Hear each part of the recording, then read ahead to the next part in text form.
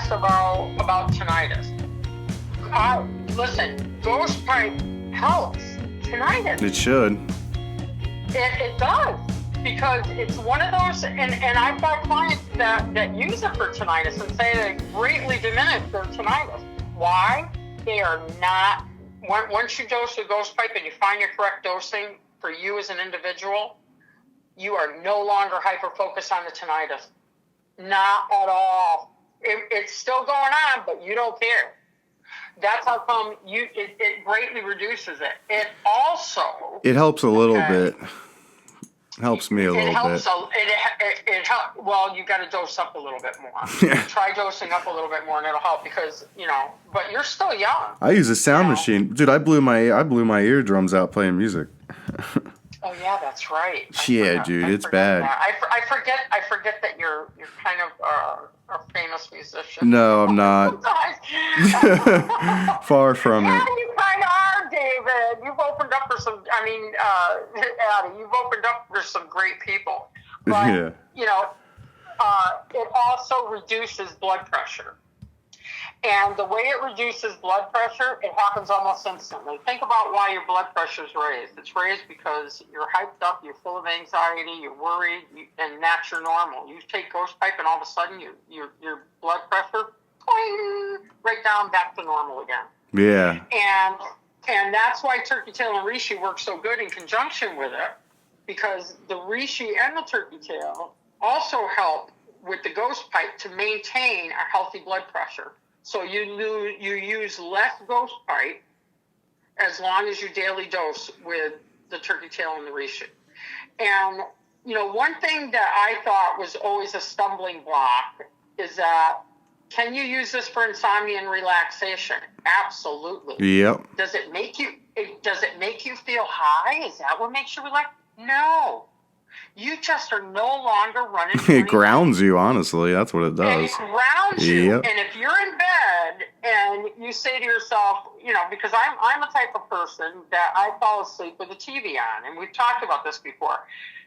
It's like being a kid again when your parents put you to sleep and, you didn't have TV. You just closed your eyes, and all of a sudden, I get 6 hours or more uninterrupted sleep. I wake up the next day bouncing, not groggy. I wasn't groggy or tired when I went to sleep. I just closed my eyes, and that's what I wanted to do. And before I knew it, I was asleep within 2 minutes.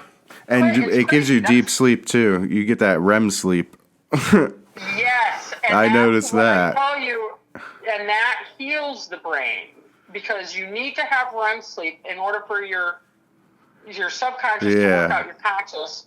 And you need to reach that. When you're in pain and you got musculoskeletal, fibromyalgia, arthritis, whatever, injuries, you're tossing and turning all night long. Not with ghost pipe. Dude, I'm going down the ghost pipe rabbit hole right now. I'm reading this article that was written in 1960. Look what he says.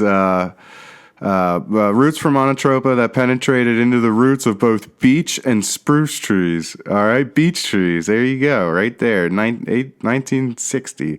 And that was written in 1873. So in 1873, Drude spoke of Monotropa alongside of beech and spruce, and they talk about it being a parasitic plant. Yeah. Pretty cool. Do you see? Yeah, but back then they thought it was partially parasitic. Just for technology and mycelium came in and everything else, and we actually had the technology to. Yeah, that's pretty cool. And now,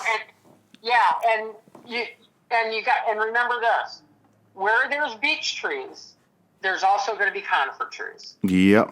The main takeaway is this: it has to be a boreal forest. You have to have old growth. It has old growth. And it's got healthy humus soil.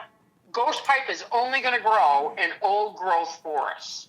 Okay, that's in boreal forests. You're going to find them because the soil is a really good humus soil, and that's what it needs to be able to reach and parasitize that symbiotic relationship between the mycelial and the tree root. Yeah, there's some crazy references in here. They use a reference from this hemp extraction article. I'm wondering what information they got from here. It's pretty interesting. Well, terpenes. I guess so. Because they're starting to think, they touched upon in the study about terpenes and flavonoids and stuff like that. There you go. It's definitely got a flavor. It does have it. Yeah, it definitely does. That's pretty cool. All right, Jen, everybody, I'm heading out. Let's sit down and do this again. This was cool. About an hour and a half. Wow. Yeah. Listen, thank you, everybody. Yeah, thanks, everyone. For watching, everybody that came in to watch. Thank you for everybody who's going to be viewing this live afterwards. We appreciate you. Yeah. Thank you, Penn State.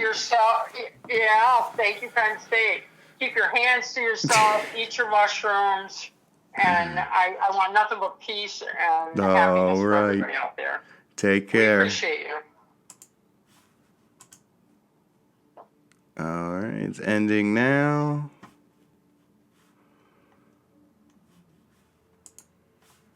Why did David put placards waiting? I don't know. Maybe he wants me to send him some cards. Not sure.